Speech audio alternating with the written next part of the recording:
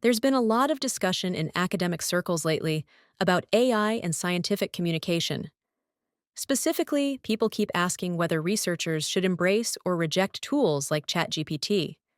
But according to a recent paper by Watson, Brezovec, and Romic, that's probably not the right question to ask.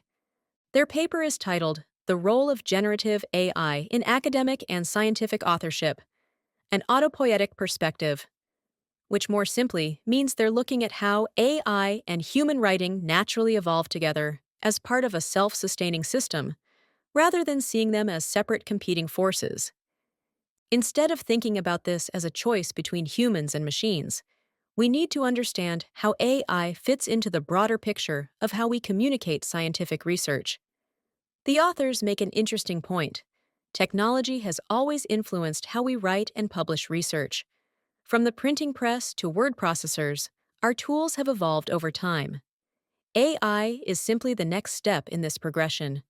What's different now is that we need to think more carefully about how to work with these more sophisticated tools. The research highlights three main points that we find particularly compelling. First, AI and human writing work best as a collaboration rather than a competition. This actually follows the historical pattern. New technologies typically enhance human capabilities rather than replace them entirely. Second, we can't look at this just from the perspective of individual researchers deciding whether to use AI. We need to consider how universities, journals, and the broader scientific community all interact. These relationships shape how research is communicated. Third, it helps to see AI as part of the ongoing evolution of scientific communication, not as a complete disruption. This lets us build on what we already know works while thoughtfully incorporating new capabilities. Let me share how this looks in practice. At Reckon Better, we start every project with human understanding. People work directly with researchers to understand not just their findings, but the broader context and implications. This understanding then guides how we might use AI to enhance the work. We use AI selectively, applying it only where it genuinely adds value. This might mean using it to suggest more precise language or identify ways to improve a paper's structure.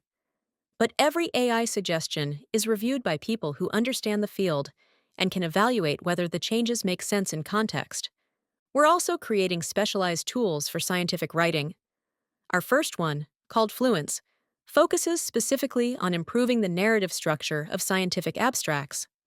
Unlike general AI tools that try to be good at everything, Fluence has one job: helping researchers tell their scientific stories more effectively. This balanced approach has several benefits. By keeping humans in the lead while using AI capabilities thoughtfully, we maintain the authenticity of scientific communication while making it clearer and more impactful. We can work more efficiently without sacrificing quality.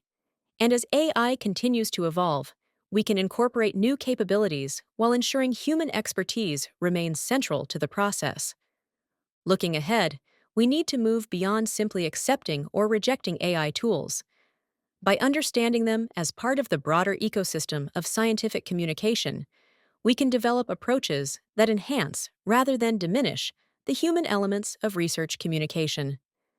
For researchers navigating this landscape, we offer a partnership that puts these principles into practice, combining human insight and AI capability to communicate research more effectively.